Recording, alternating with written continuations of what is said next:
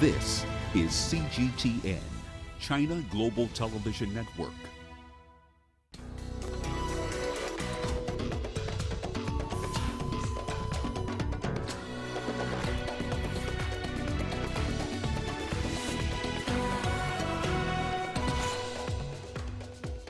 The last giant of African nationalism, founding president of Zambia, Kenneth Kaunda, dies aged 97.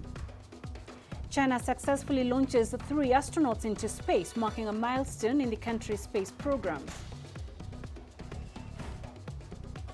And Nigeria's President Buhari travels to Borno State for official visits. Hello and thank you for joining us on Africa Live. I am Peninah Karibe, and joining me with the business headlines is Uche. Thanks, Peninah. And here's a look at what's coming up on Africa Live Biz. Nigeria plans to trim its import bill by 35%. And the U.S. Fed sees interest rates rising as early as 2023. Of course, all that coming up within the program. For now, it is back to Peninah. Thank you, Uche. Zambia's founding father, Kenneth Kaunda, has died at the age of 97. He was hospitalized at the Maina Soko Medical Center, a military hospital in the capital, Lusaka. He was the first president of Zambia, serving from 1964 to 1991, and among Africa's few surviving liberation heroes. He was also instrumental in assisting other Southern African countries gain independence from minority rule. He eventually ceded power in the first multi-party elections in 1991, losing to trade unionist Frederick Chiluba. Earlier, we spoke to Lydia Makina, a journalist in Zambia, and she tells us how Zambians received the news of the former president's death. It is very, very bad. People have are really mourning concerning his death. We see that the first Republican president fought for this nation. Zambia got independence in 1964, and he was the first Republican president to 1991. So Dr. Kenneth Kaunda brought a peace to this nation. He had a say which says Tiende Pamozi Numutima Umozi, which means that we move together with one heart, and he brought peace and unity among the Zambian people. So it is really disheartening to people. We see that even the United Party for National Development president, Hakainde Hichilema, has also passed condolences for it.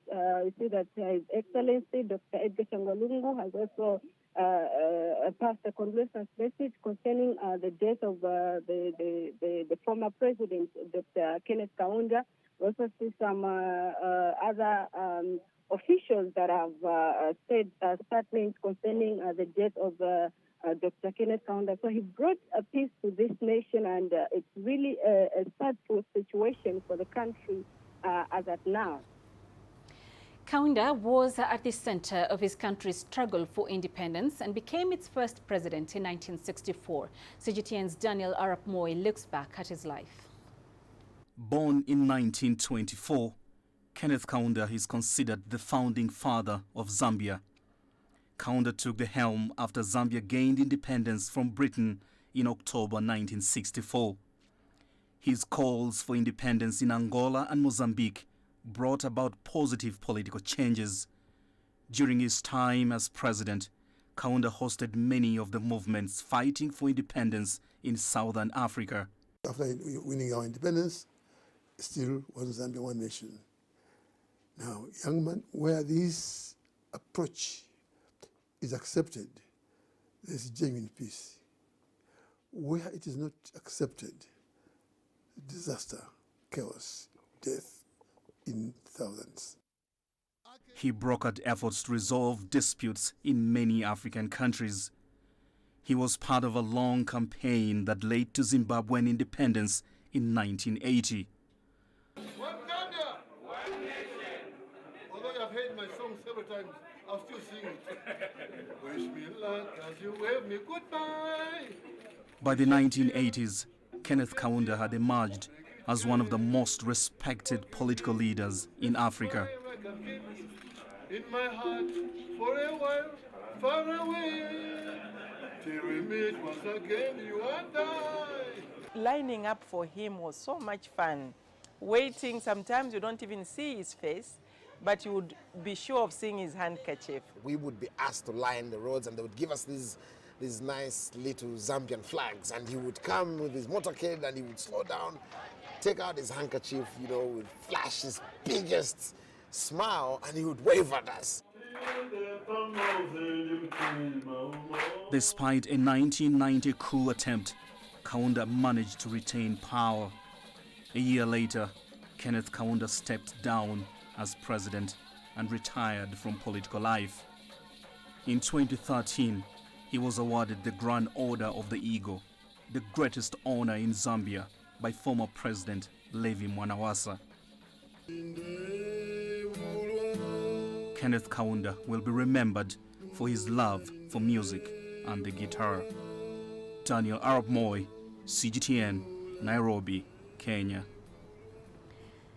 Various people have taken to social media to pay tribute to the fallen founding father of Zambia. Abel Musuka, a musician in Zambia, describes Kaunda as a liberator of others and a symbol of peace. Chris Maroleng, a governance expert in South Africa, sends his condolences to the people of Zambia, saying Africa mourns Zambia's founding father and former president.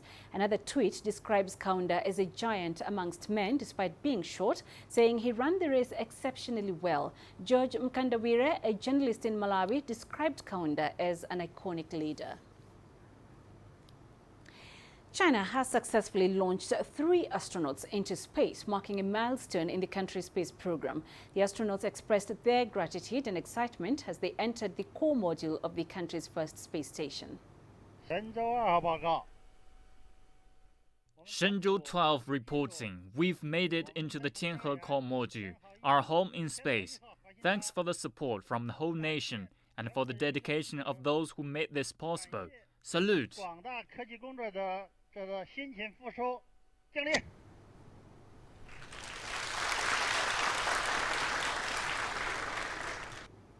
The 3 astronauts are the first to take up residency in the main living module. In the next 3 months, they will be carrying out experiments and preparing the station for receiving 2 laboratory modules next year. The team was sent on board the Shenzhou 12 spaceship early Thursday and arrived at the Tianhe core module after 6.5 hours. This is the first manned mission and the 3rd launch of a total of 11 missions for the construction of China's space station. Sunye has the details.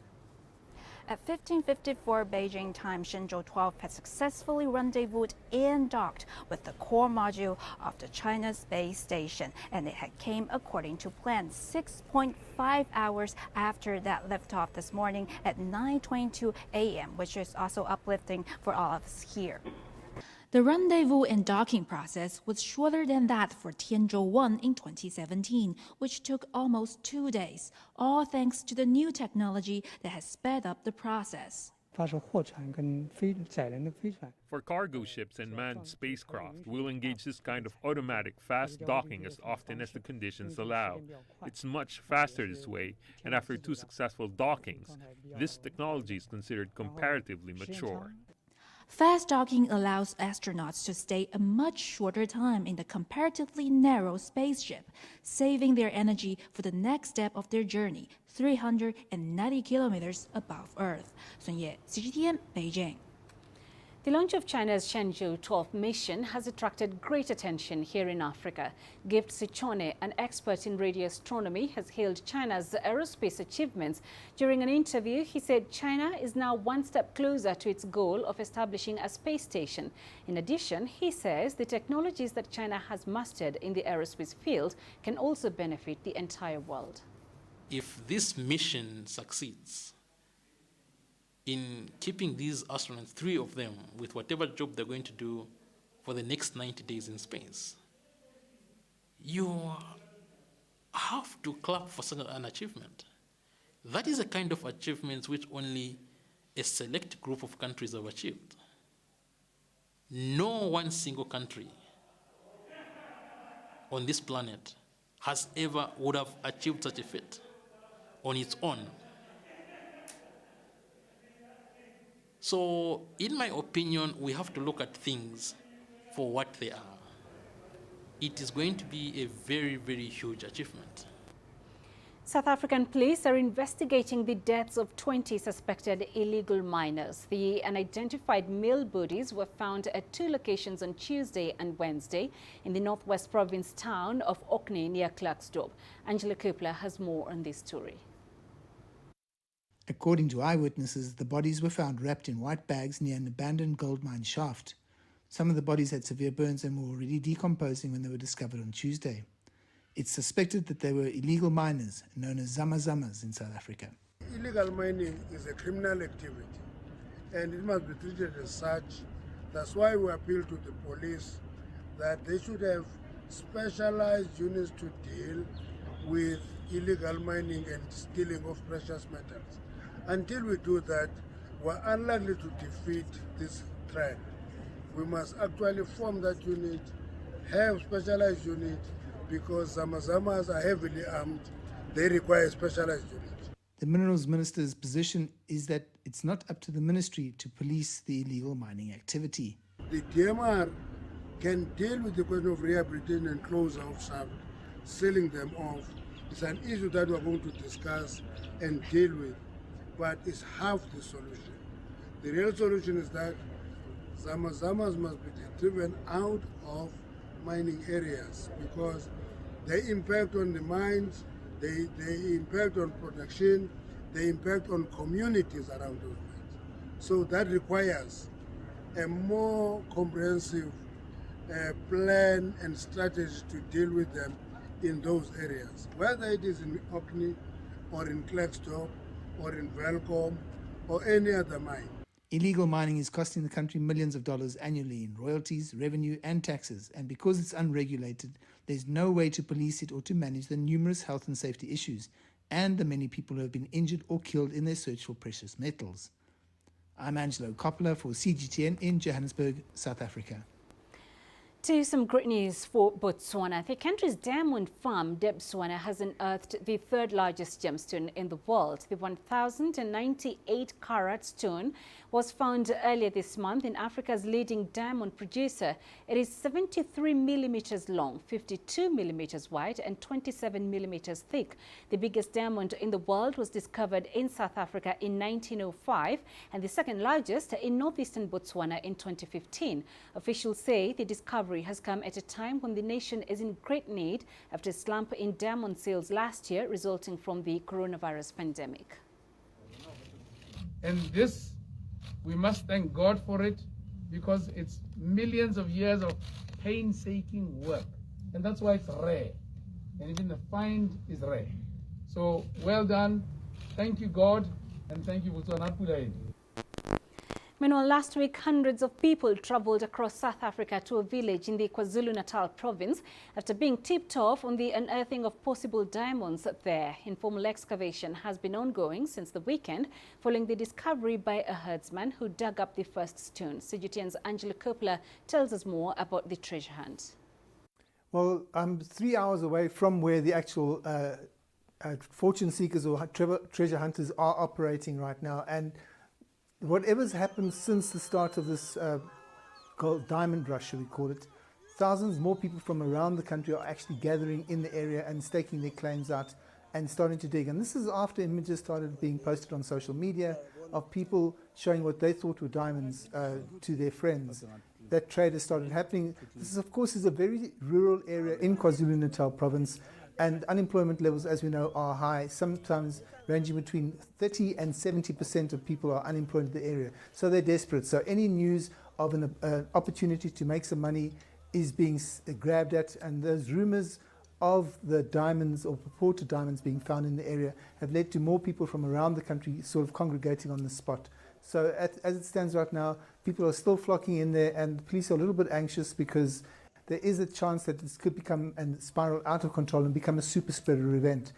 As it carries on now, people are still uncovering those stones, and as you heard, there is trade happening. We'll see if those numbers in trade continue or increase over the next couple of days or so. Peninah. Let's revisit our top story on the death of former Zambian President Kenneth Kaunda, who died at age 97. The African nationalist will be remembered by many for his role in the liberation struggle. For more, let's bring in Owen Sichone, a political sociologist whose work includes studies of state and democracy in Africa. He's a director at the Center for Copperbelt Studies and joins us live on Zoom from Zambia. Thank you very much, Owen, for joining us. So, the late President Kenneth Kaunda was the last giant of African nationalism. How will you, as a Zambian and an African, remember him? First of all, thank you for inviting me, and good evening to the viewers. Let me start by expressing my sincere condolences to Kenneth Opanji Kaunda and the Kaunda clan, and also to President Edgar Lungu on behalf of the people of Zambia.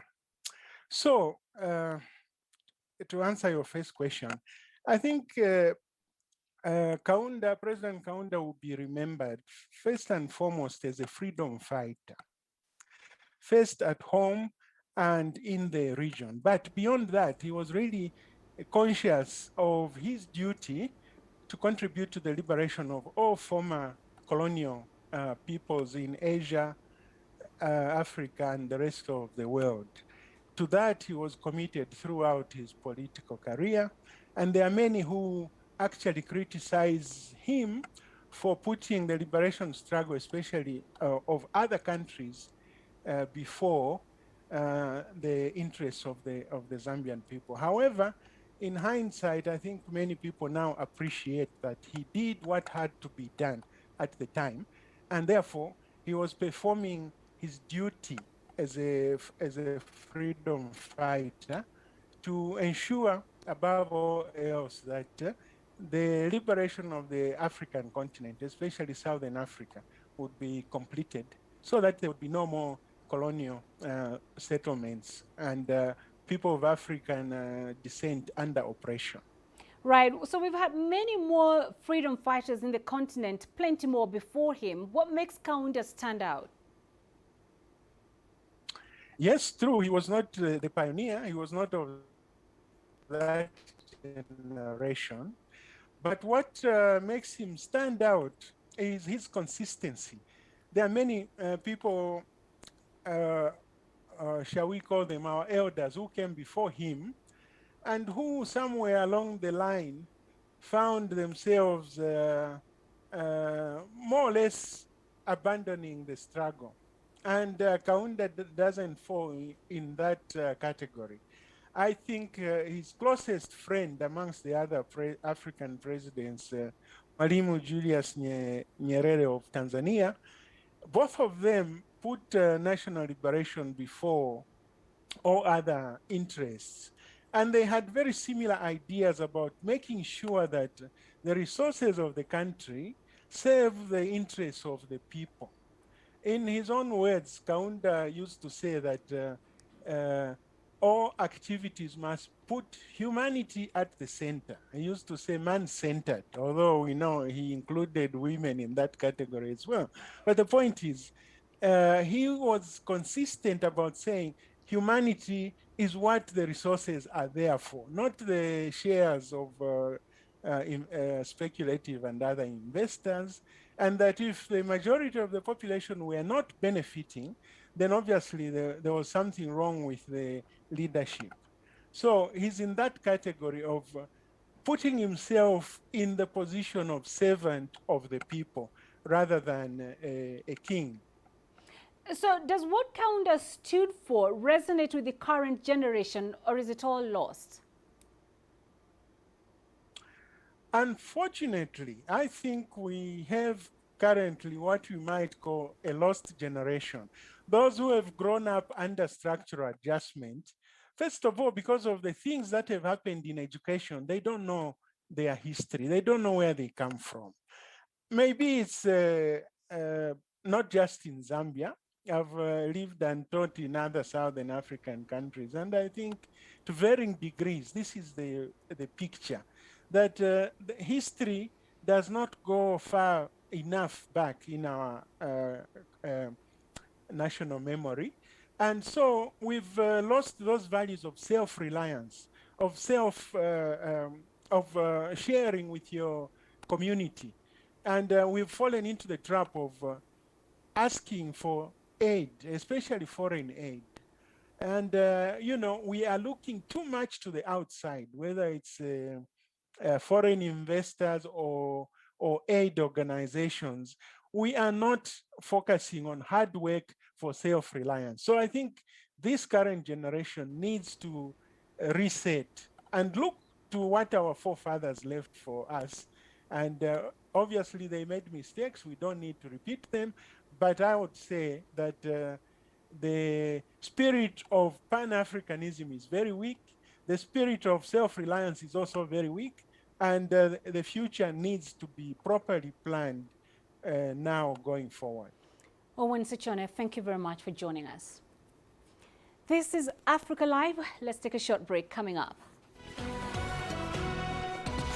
Nigeria's President Buhari travels to Borno State for official visit. And we'll tell you how an organization in Kenya is using street art to counter misinformation on the coronavirus pandemic.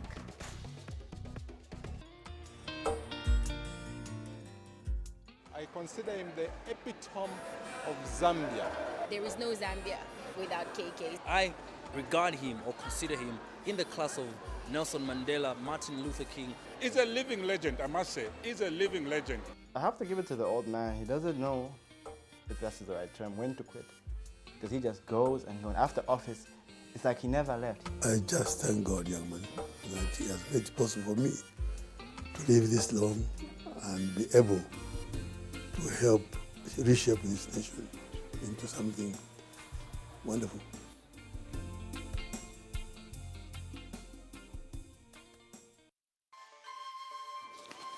You don't find the stories of North Africa by sitting on the sidelines. You've got to get out, go there, and you'll find them. In the bazaars of Casablanca, among the crowds in Cairo, who come to visit Cairo, the ancient capital of Egypt. along the waters of the Nile, along the sands of the Sahara. No one else will take you where we can in North Africa. No one else will show you what it's all about. CGTN, see the difference.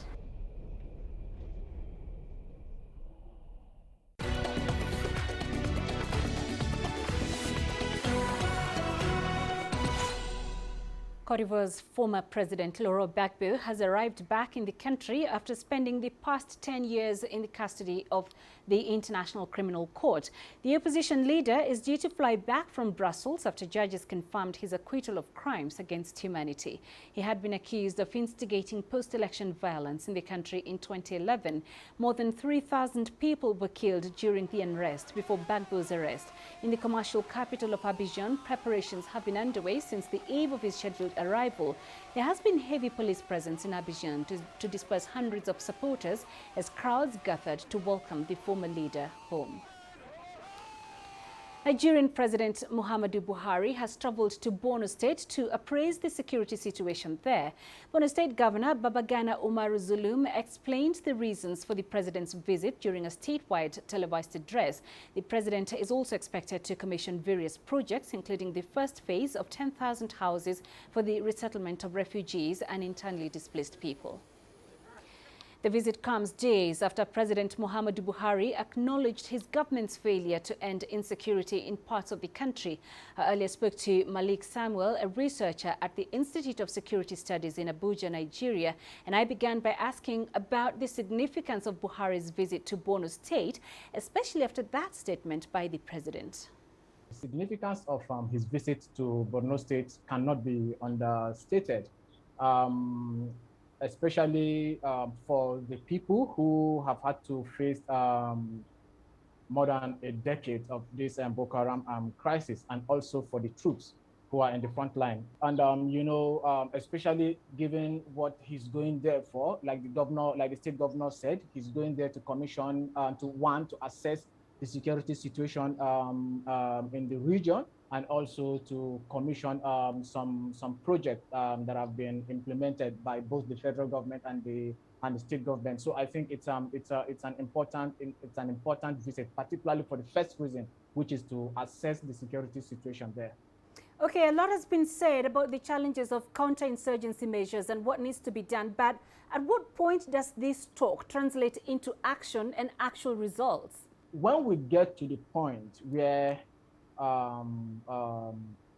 communities, displaced persons are able to go back to their communities, when people are able to go about their normal daily activities, when people are able to access their farmlands, when people are able to leave the displacement camps and go back to their homes, I think that is when we will say yes. We've seen a great result when it comes to ending this crisis. There's a need to always assess your moves, reassess what you're doing, to see that you are at least one step ahead of the group. But when it comes to international support, Samuel, why haven't we seen a similar resolve to fight terrorism as was with the case with, for example, the Islamic State? ISIS back then, I think, presented more threats to the Western interest than Boko Haram. So it was a no-brainer that the West would want to join the fight against ISIS. But that is not to say we've not, and there are no international support in the fight against Boko Haram. I specifically I would like to mention the multinational joint task force, which is a regional force made up of Nigeria, Chad, Cameroon, Niger, with Benin as well. You know, just recently, I think the G7 pledged some money to as part of its support for this crisis. But we need to ask ourselves: is that what we need? Is money the problem? Is money all that is needed to solve this crisis? Uganda has received 175,000 doses of the AstraZeneca vaccines. This is the country's third consignment, with this latest one donated by the French government. The country is battling a second wave of the pandemic, which has registered more than 65,000 cases and close to 600 deaths, according to official data. CGTN's Michael Baleke has more. The AstraZeneca vaccines arrived in the country on Wednesday night local time. The vaccines come via the COVAX facility set up to deliver universal access to COVID-19 vaccines. The doses have been put in cold storage at the country's central vaccine store. We are waiting two things. One, for the Honorable Minister of Health to officially receive these vaccines into the country, and then also receive the distribution list for these vaccines. That's when we will know how many vaccines, how many doses are going to each places. And as soon as we receive that list, NMS will be starting the distribution. The jabs come at a time when the country is struggling to contain the spread of the virus. On Wednesday, Uganda recorded 49 deaths, according to official data, the highest in a single day. This has been attributed to persistent shortage of medical oxygen and an overwhelmed healthcare system. We have prepared auxiliary treatment facilities like the Namboli National Stadium, Mandela National Stadium, to ensure that we accommodate largely those who are severe. And also we have provided the community home-based care, and we have also provided community prescription. Uganda's target is to vaccinate about 22 million people. The hope is that more jabs will reduce the number of patients presenting with severe and critical conditions. Michael Baleke, CGTN, Kampala, Uganda. Kenya has not been spared from misinformation about COVID-19 during the pandemic. To counter false narratives, a project in the capital Nairobi organized a campaign against COVID-19 misinformation using art. CGTN's Joy Kiruki-Juma reports. Residents of Kawangware, a low-income residential area in Kenya's capital, Nairobi, took part in an art campaign. A project meant to get the community personally involved in the process of countering COVID-19 misinformation. Over 60 children were involved in the painting of 3 murals organized by Health Studio Kenya. The murals on corona disinformation. So for today's work, this specific piece was one we talked about during our workshop with the children before we started this program. So it's a concept that we talked about, and it was about vaccines and the misinformation that goes about around vaccines. Street artist Brian Musasie, who goes by the name Msale, is the man behind the murals. He worked with the community for 3 months to bring the murals to life. So we look forward to doing more of such and spreading awareness even in our communities, and just hoping eventually this work will help our people fight this pandemic better. The 3 murals present different messages. James Kabir, a leader in the Kabiro project, says the murals have had a positive impact. There has been a lot of miscommunication in the community. Since these paintings were started, people began seeing and appreciating the need to change their perspective on COVID-19. The organization hopes to counter COVID-19 misinformation by educating communities in Kenya, one painting at a time. Joy Kiruki-Juma, CGTN. Let's now catch up with the day's business news. We cross over to Ucha for the latest. Thank you, Peninah. And coming up on Africa Live Biz. Nigeria plans to trim its import bill by 35%. And the U.S. Fed sees interest rates rising as early as 2023. How will your world change today? What happens here? What happens there? Or what you make happen for yourself? If it matters to you, it matters to us too. Your stories are the stories that need to be told. Africa Live. Find your voice.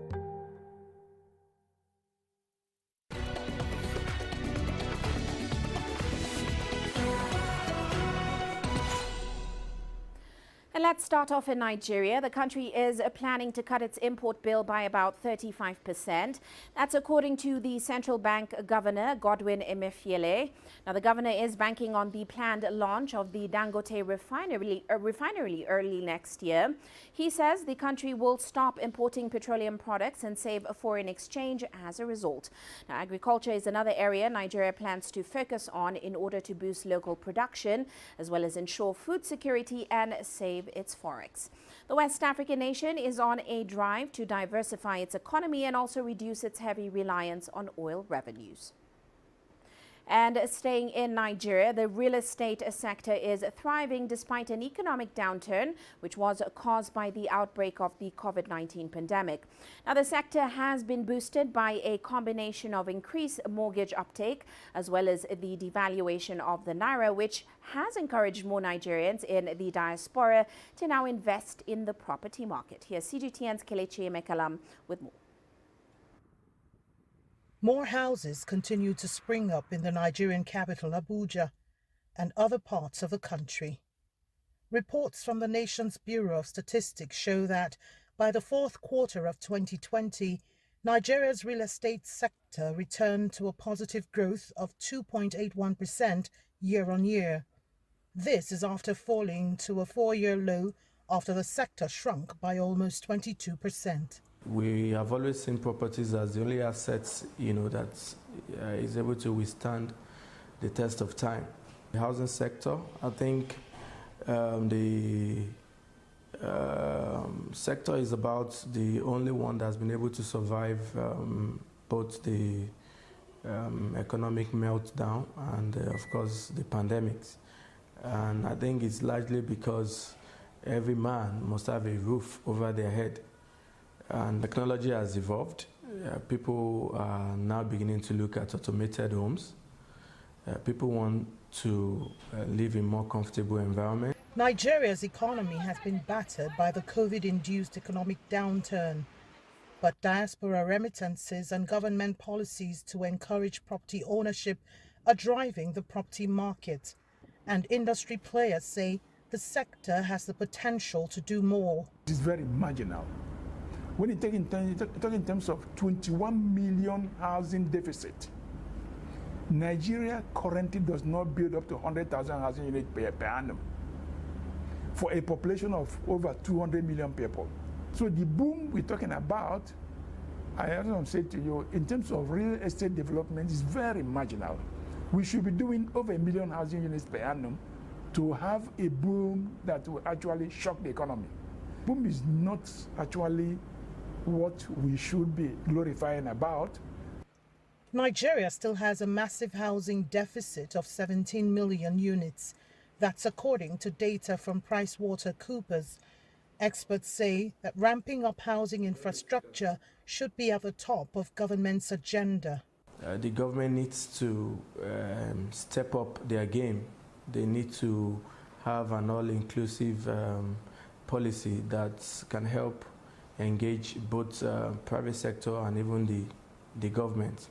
Government needs to do more on decentralizing policies, that would help loan facilities, especially single digits, more accessible as compared to what the commercial banks are giving. Government has said it's intensifying efforts to close the gap in the housing sector. It's partnering with private investors to provide more affordable homes through easily accessible mortgage loans. Kelechi Emekalam, CGTN Abuja, Nigeria. And in international news, the U.S. Federal Reserve is keeping interest rates steady at near zero for now. The U.S. Central Bank also raised its projections for inflation, reflecting rising prices for everything from groceries to gas. Here's Giles Gibson reporting from Washington. As the US drops coronavirus restrictions, reopening everything from sports stadiums to cinemas, inflation is pushing up prices for everyday goods. The Fed's bond buying program is also pumping tens of billions of dollars into the economy every month. But Fed Chair Jerome Powell gave no indication the rumored tapering or easing off is coming anytime soon. Today, the Federal Open Market Committee kept interest rates near zero and maintained our asset purchases. These measures, along with our strong guidance on interest rates and on our balance sheet, will ensure that monetary policy will continue to deliver powerful support to the economy until the recovery is complete. Meanwhile, US President Joe Biden is returning to Washington from his first foreign trip, with his next economic package still stuck in the mud. President Biden's proposed $2.3 trillion infrastructure package has been whittled down bit by bit. A bipartisan group of 10 US senators is currently working on a $1 trillion plan, but they'd still need to bring another 50 senators on board to pass it. Meanwhile, a key indicator of inflation rose at the fastest rate on record between May 2020 and May 2021. The Fed, though, says rising prices at the gas pumps and supermarkets should be temporary. As the reopening continues, shifts in demand can be large and rapid, and bottlenecks, hiring difficulties, and other constraints could continue to limit how quickly supply can adjust, raising the possibility that inflation could turn out to be higher and more persistent than we expect. If inflation doesn't level out, the Fed could be forced to raise interest rates much sooner than planned. Giles Gibson for CGTN in Washington. And the European Union has launched its $910 billion coronavirus recovery plan. $167 billion of that is due to go to Spain. Of course, its economy was one of the hardest hit during the pandemic. Here's Rahul Patak reporting from Madrid. A historic agreement, one that could have far-reaching consequences for the economy of Spain. The Next Generation EU fund was drawn up a year ago as a response to the financial fallout of the pandemic. Its focus on large-scale investment in green energy and digitalisation was initially proposed by Spain and Portugal. 12 months on, the plan is ready to be activated, having formally been agreed upon by all 27 EU member states. The recovery plan is the most ambitious economic plan in Spain's recent economic history, and therefore I would like to be very clear.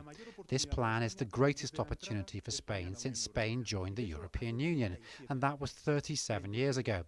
Therefore, opportunities like this only arise a few times a century at most, and this opportunity Spain is not going to let pass. Now, Spain will be one of the biggest beneficiaries, receiving $167 billion in total, half coming in direct payments, the other half coming in the form of loans and grants spread over 5 years, reflecting the fact that Spain was Europe's hardest hit economy during the pandemic. And in a way, it goes in line with what most other countries in the world are doing when they have the capability of applying significant changes to their economy. So that's what we're seeing now. I mean, both in, for example, in China or in the United States or in many other parts of the world. If you're going to be spending all this money, try to spend it on something that will have a long-lasting effect, a long-term effect. And that means probably modernizing your infrastructure, helping on the digitalization. Another major focus will be the green economy. Spain plans to switch entirely to renewable energy by 2050, with an additional $16 billion set aside to boost electric vehicle use. The government will look to receive its first payment of funds towards the end of the year, just as most EU member states intend to reach a 100% vaccination rate. If this coincides, then the country could expect a much-needed bounce back from the pandemic. Rahul Pathak, CGTN, Madrid. And that's all for now on Africa Live Biz, but still to come on Global Business Africa, we'll be looking at a report on the world's potential to move away from fossil fuels and take advantage of renewable energy sources. All that coming up top of the hour. For now, back to you, Peninah. Thank you, Uche. You're watching Africa Live. Plenty more coming up, including this. A look at the 8th International Festival for Drums and Traditional Arts in Cairo, Egypt. Join us in Global Business and see Africa through our eyes. The greatest journeys, the greatest sights, the greatest adventures. Here in Qanater, this weir allows the locals to walk on water. We're far more than just TV news. We're your passport to the wonders of Africa. To bring you stories of struggle, survival and hope.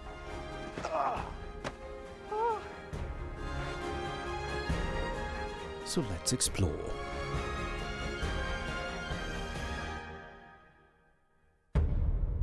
CGTN. See the difference.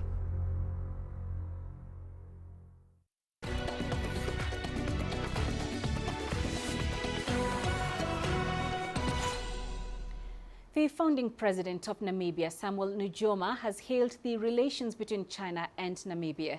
He says he is impressed with the economic cooperation displayed by China.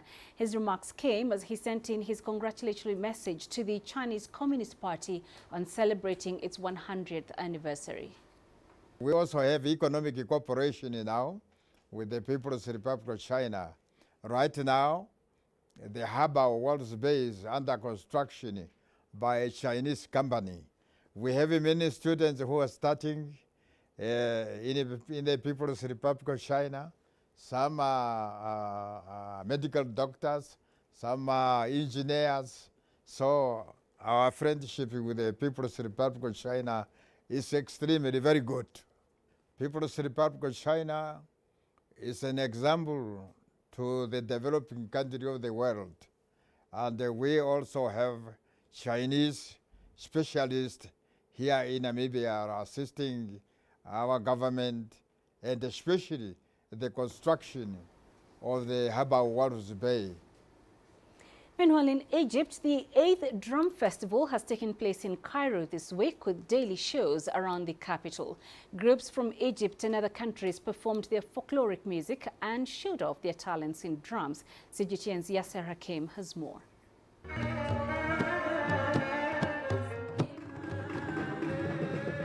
The drums are back is the slogan this edition, after a one-year absence due to the coronavirus pandemic restrictions. The music festival usually takes place in the streets, but this time it's hosted by venues including Beit Sineri Culture House to guarantee health measures are adopted.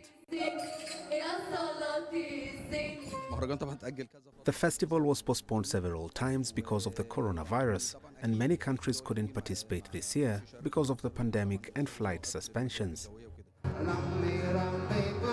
One group that managed to make it to Egypt is from Indonesia and has entertained the guests with its own show. This is very important participation for us, for Indonesia especially. We always participate from the beginning of this festival, and this year is very special because during the pandemic, people are, willing to see something that, can be entertaining for them. So this is a great chance for us to participate because we're so happy that the festival is finally back again. And fans have enjoyed the spectacle. The festival is wonderful. I come here every day and each day is as good as the other. The bands are very good. Every time it's different and creative with new shows that are attractive. The Egyptian Oriental drums were also on display, but this year was unique with a female drums group called Tablet Sit, or a woman's drums.